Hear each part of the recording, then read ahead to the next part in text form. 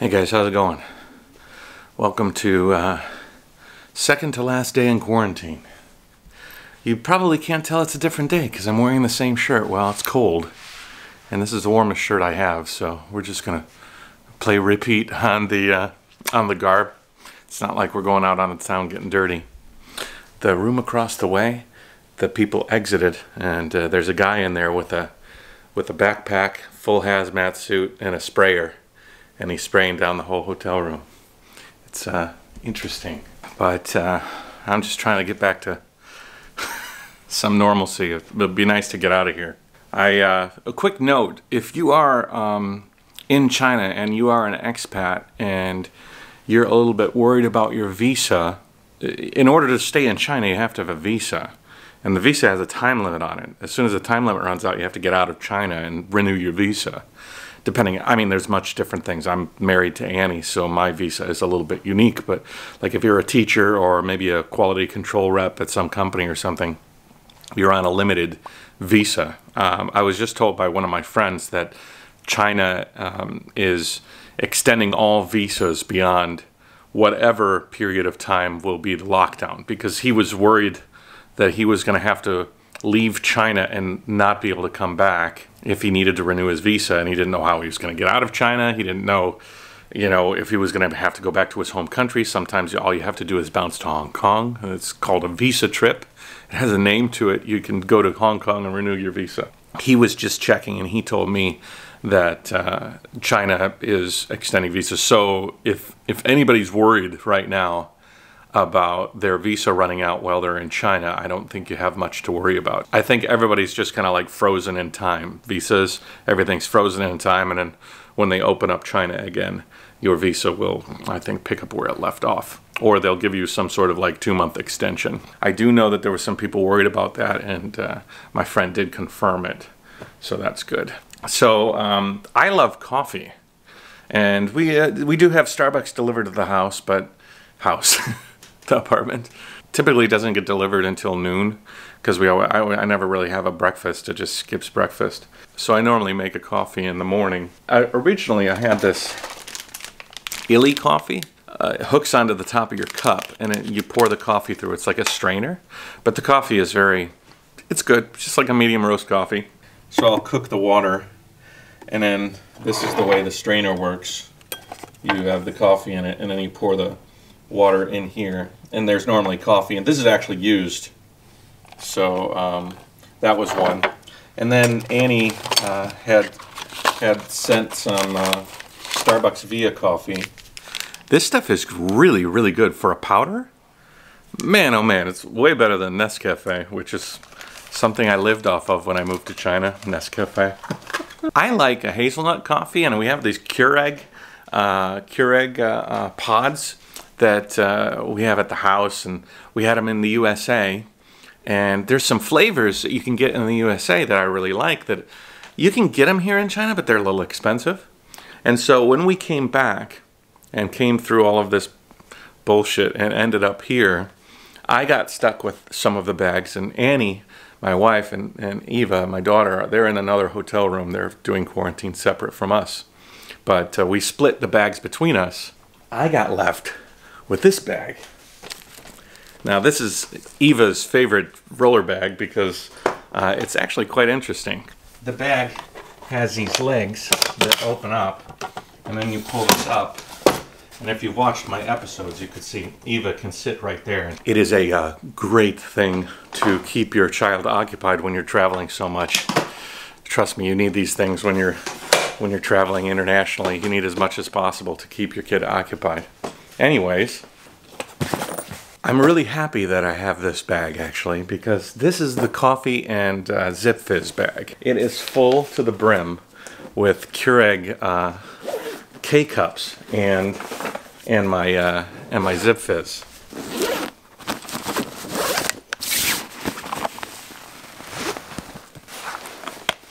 Ooh boy.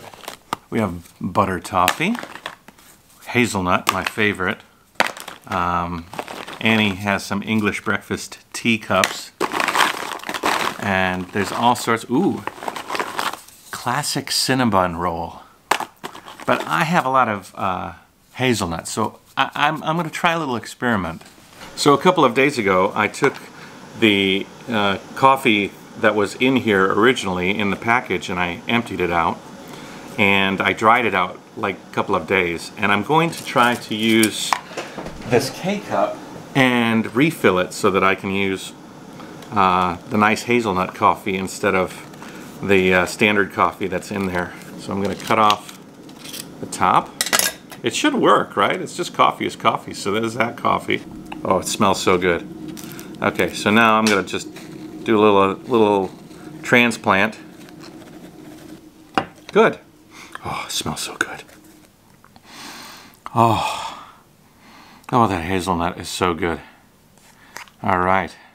Oh, actually, wow, this is like a filter. This is like a filter. The filter on the bottom here is fabric. I didn't even know that.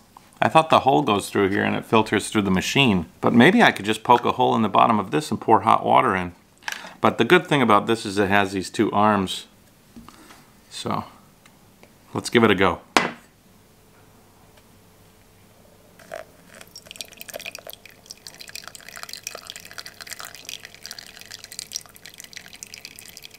Well, this is brewing. Let me give you a little status on the home front in the USA. My family's doing okay. Everybody's got the picture now. Everybody's taking this seriously now. I was a little bit frustrated with just everybody in America as a whole, just sort of not realizing in what was coming their way in the States, and that fog has been lifted and people are really taking it seriously. I have family that work in the medical industry, and so Annie and I are trying to coordinate some shipments of masks to go to our family. I don't want to mention specific family members because I heard that one girl got fired because she was talking about she made a video in her hospital. I don't want to get anybody in trouble, but there are shortages of masks, and people in my family are really worried because they don't have the proper protection. So last night Annie and I were, well, Annie mostly, she knows all the sources. Annie knows where there's a lot of factories here in China that are making masks and stuff. I saw some videos of some disreputable manufacturers of masks that were going around Twitter, but for every one bad egg, there's cartons upon cartons of good eggs, and China can produce some really good quality of personal protection gear, and so we're going to put together a set of stuff, and we're sending it back. Crazy times, crazy times. There's a lot of hatred towards China right now, and I'm having a tough time processing all of it. I just feel like a lot of it is deflection. Everybody's frustrated, and it's a trying time, and in trying times people lash out, and China is a place you're lashing out. Do they deserve some criticism? They do deserve some criticism, but also a lot of criticism is deserved on lack of preparation. One of the frustrating things is how anybody can run out of masks.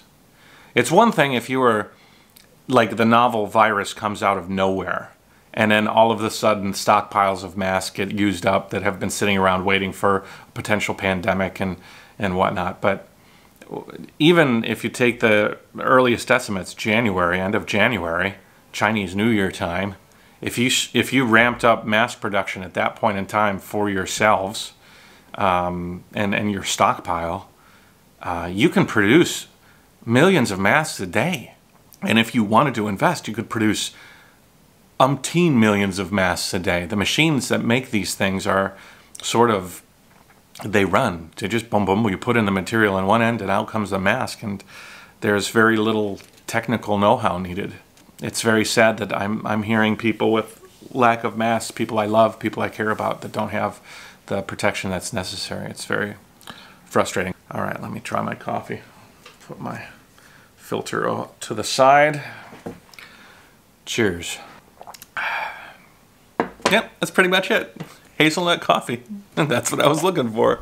One more note on those masks. I am going down deep and dark rabbit holes on Twitter. There's a statement that said that USA sent 17 tons or something of personal protection gear out to China during the time that China was working hard to contain this thing and trying to balance a bunch of plates on their fingers while they were trying to fight this virus originally. And there's a lot of people that were like, how dare America send that over to China? And what did America get for this gift of PPE gear? Those are all interesting questions. Just to give some nuance, I think they sent like 17 tons of gear over to China to fight against the virus. I think that was a smart move. The more energy you could devote to help China to contain it, the less you enable it to spread. You know, it's still spread, but every case that you could confine and help to solve in China was a case that was going to not end up trickling out.